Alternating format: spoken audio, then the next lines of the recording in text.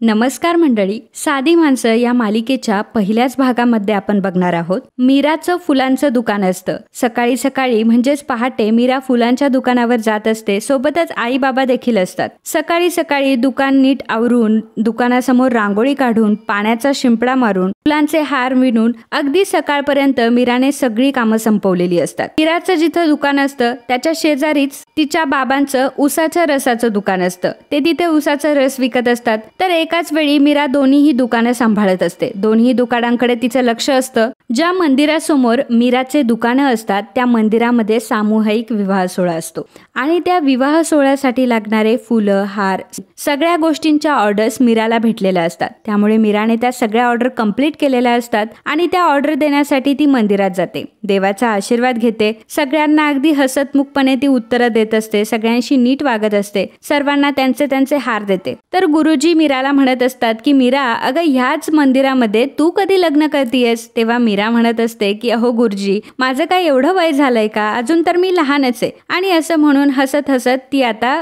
परत दुकानाकडे येत असते. मीराच्या आईबाबांचं मीरावर खूप प्रेम असतं. मीरा त्यांच्यासाठी खूप लकी असते आणि जोपर्यंत मीरा तिच्या हाताने बोहणी करत नाही तोपर्यंत ते कुठलेही कस्टमर करत नाही. म्हणजे कुठल्याही कस्टमरला ते काहीही देत नाही. आता एक बाई गाडीतून आलेली असते. तिला काही हार आणि फुलं घ्यायचे असतात, परंतु मीराची आई तिला देऊ शकत नसते. तेव्हा ती बाई ओरडत असते आणि म्हणत असते, इतका का वेळ लागतोय तुम्हाला? तितक्यातच आता तिथे मीरा येते. मीराने बोहणीचे पैसे आणलेले असतात. तेव्हा कुठे मीराची आई त्या बाईला फुलं देते आणि त्या बाईला ती सांगत असते की अहो, आमची मुलगी आहे ना, ती आमच्यासाठी खरंच खूप लकी आहे आणि त्यामुळे जोपर्यंत ती बोहणी करत नाही ना तोपर्यंत आम्ही कोणालाही काहीही विकत नाही. तर ती बाई म्हणते की हो का, तुमची मुलगी एवढी तुमच्यासाठी लकी आहे? जर तुमची मुलगी एवढी नशीबवान आहे तर मग तुम्ही फुलांचं दुकान कशाला टाकलंय? मोठ्या एसीचं दुकान असतं ना तुमचं. हे ऐकून आता मीराच्या आईला फार वाईट वाटत असतं. ती बाई तिथून निघून जाते. तर मीरा आता तिच्या आईला समजावत असते की आई जाऊ दे ना, अगं तुला कशाला सांगायचं ह्या लोकांना, आणि बरं आहे ना ते असं म्हटले, आणि त्यांना जर खरंच कळलं की मी तुझ्यासाठी लकी आहे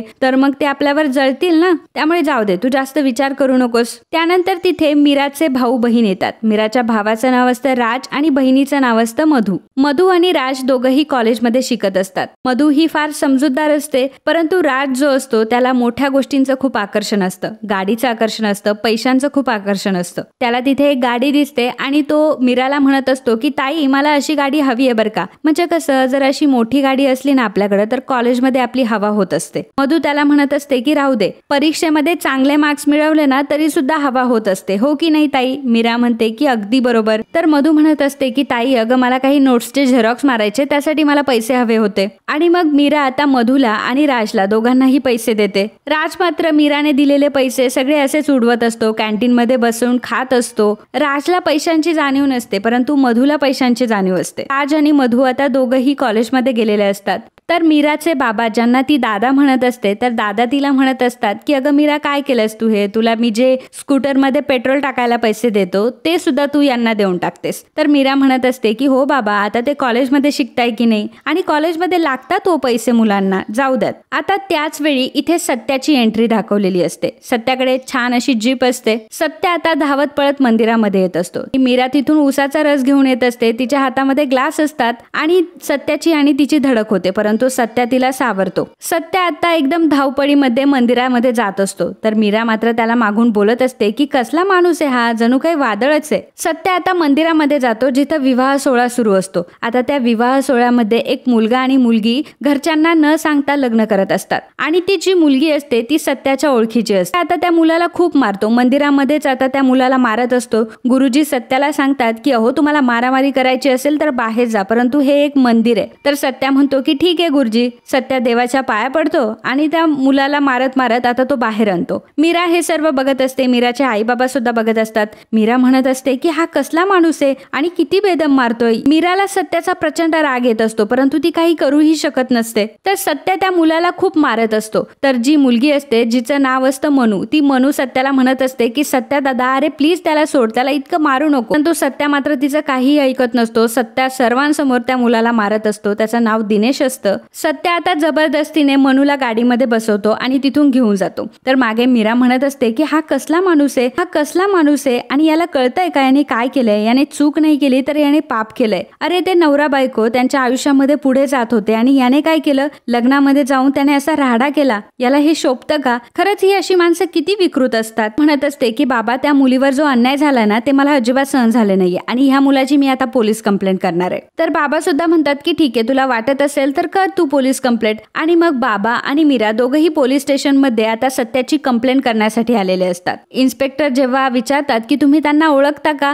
तेव्हा मीरा म्हणते की नाही, मी त्यांना ओळखत नाही, परंतु एकदम विकृत बुद्धीचा माणूस होता तो. ते वाढलेले केस, वाढलेली दाढी, डोळ्यावर गॉगल आणि एकदम मवाली टाईप मुलगा होता तो. आणि इतका बेशिस्त होता ना की त्याने मंदिरामध्ये जाऊन त्या नवऱ्या मुलाला मारलं. त्याने चूक नाही तर त्याने पाप केले. इन्स्पेक्टर साहेब त्याला मोठ्यातली मोठी शिक्षा द्या असं ती सांगत असते. तर इन्स्पेक्टर सुद्धा म्हणतात की हो, आम्ही त्यांना नक्कीच शिक्षा देऊ. तर सत्याने आता जी मनू असते तिला पकडून आणलेलं असतं आणि तिच्या आईबाबांच्या हवाले केलेलं असतं. तर मनू म्हणत असतं, सत्यादा तू हे काय करतोयस, मला माझ्या घरी नव्हतं यायचं, तू कशाला इथे घेऊन आलायस मला परत. तर सत्या तिला म्हणत असतो की हे बघ, ते तुझे आई वडील आहेत आणि जो आई वडिलांना दुखवतो त्याला मात्र सत्या सोडत नाही. तर मनू म्हणत असते की जर मग माझे ते आई वडील आहे तर मग माझ्या लग्नाला ते होकार का नव्हते देत, आमच्या लग्नाला त्यांनी होकार द्यायला पाहिजे होता ना. आणि मग सत्या आता मनूला सगळी सच्चाई सांगतो. सत्या म्हणतो की तुला माहितीये का खरं काय आहे ते, तो मुलगा कोण आहे, तो कुठे राहतो, त्याच्याबद्दल तुला काय माहितीये. तर मनू म्हणत असते की मला माहितीये की दिनेश हा मुलगा खूप चांगला आहे आणि त्याचं माझ्यावर खूप प्रेम आहे. आमचं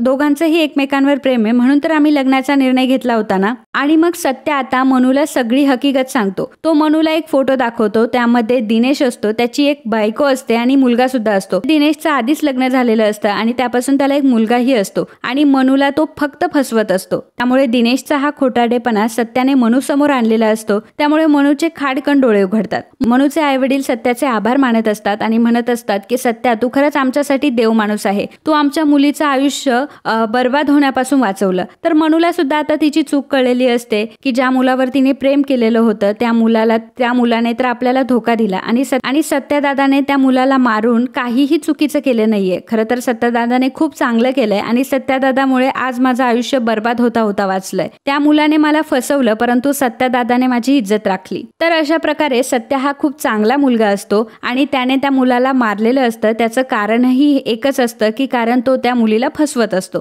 म्हणून त्याने त्या दिनेशला मारलेलं असतं. सत्याचं स्वतःचं एक गॅरेज असतं आणि गॅरेजमध्ये तो गाड्या दुरुस्ती करत असतो. तर सर्वजण सत्याला डॉक्टर म्हणून ओळखत असतात. डॉक्टर म्हणजे गाड्यांचा डॉक्टर म्हणून ओळखत असतात आणि त्याला डॉक्टर नावानेच हाक मारत असतात. सत्या गाड्यांचा इलाज अगदी माणसांप्रमाणे करत असतो. जसं आपण इलाज करतो तशा प्रकारे तो गाड्यांशी बोलत असतो आणि गाड्यांचा इलाज ही त्याची एक वेगळी स्टाईल असते. परंतु जी मीरा असते त्या मीराला सत्याबद्दल पूर्ण गैरसमज झालेला असतो आणि सत्या किती मवाली टाईपचा मुलगा आहे असं तिला वाटत असतं. त्याला 2 भाऊ असतात, एक ऑफिसर असतो आणि एक शिकत असतो. तर सत्याचे वडील रेल्वेमध्ये कामाला असतात. सत्याचे वडील गरीब असतात परंतु त्याची आई मात्र खूप आगाऊ असते, कारण सत्या तिचा सावत्र मुलगा असतो. त्यामुळे सत्याच्या आईचं तिच्या 2 मुलांवर खूप प्रेम असतं, जे की तिला फक्त फसवत असतात. सत्या तिच्यावर एवढं प्रेम करत असतो तरी सुद्धा तिला सत्याचं काही घेणं देणं नसतं आणि सत्याकडे तिचं लक्षही नसतं. प्रत्येक वेळी ती सत्यालाच बोलत असते आणि सत्यावर काट खात असते. तर मित्रांनो, आजचा हा भाग इथेच संपतोय. उद्याच्या भागात आपल्याला बघायला मिळणार तर मीरा रात्रीच्या वेळी तिचं दुकान आवरून घरी निघालेली असते. त्यावेळी तिथे सत्या उभा असतो आणि सत्याने दारू पिलेली असते आणि सत्या आता तिची स्कूटर मागे ओढत असतो आणि तिच्या स्कूटरच्या मागे जे फुलं असतात ते फुलं उधळत असतो. मीरा त्याला म्हणत असते की अरे असं करू नको, परंतु सत्या नशेमध्ये असतो. गाडीमध्ये गाणे लावून आता तो रस्त्यावर मीरासोबत नाचत असतो. तर मित्रांनो, असे साधी माणसं या मालिकेचे रोजचे अपडेट तुम्हाला या चॅनलवर बघायला मिळणार आहे. त्यामुळे न चुकवण्यासाठी जर तुम्ही अजून चॅनलला सबस्क्राईब केलं नसेल तर लगेच चॅनलला सबस्क्राईब करा आणि हा व्हिडिओ आवडला असेल तर व्हिडिओला लाईक आणि कमेंट करायलाही विसरू नका. धन्यवाद.